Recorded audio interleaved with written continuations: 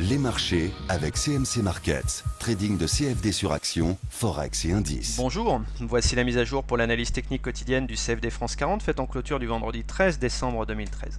Pas grand chose de changé sur la séance de vendredi, 4 points de hausse seulement par rapport à la clôture précédente. Nous sommes toujours en tendance baissière sous une moyenne mobile à 20 séances baissières et puis également sous la moyenne mobile ici en vert à 7 séances baissières également.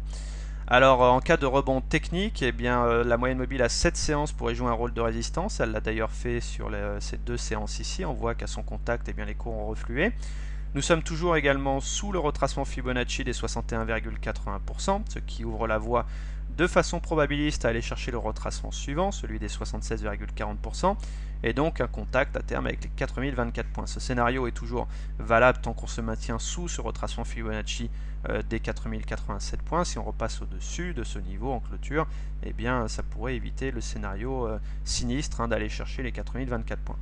Nous sommes également sous cette fourchette d'Andrews orange que je laisse, puisque quand un support est cassé à la baisse, il devient résistance. Regardez, on s'en est approché sur la séance de jeudi et c'est précisément sur ce niveau que les cours ont reflué. Donc ça, je le laisse pour ceux qui voudraient par exemple viser cette résistance, qui se confond d'ailleurs avec la moyenne mobile à cette séance. Et puis pour terminer au point de vue graphique, nous avons toujours ce biseau ascendant qui renvoie un objectif baissier sur les 3927 points à la base de son biseau, objectif qui est atteint, je le rappelle, dans 6K sur 10.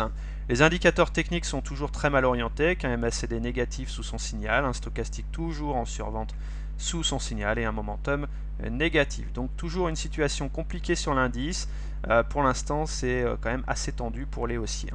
Alors si vous êtes acheteur du CAC, eh bien soit vous achetez maintenant en pariant sur un rebond après la forte baisse qu'il y a eu, soit vous attendez par précaution l'objectif baissier suivant à signer, c'est-à-dire ce retracement Fibonacci des 4024 points, et puis les plus patients bien sûr attendront l'objectif du biseau ascendant, c'est-à-dire les 3927 points.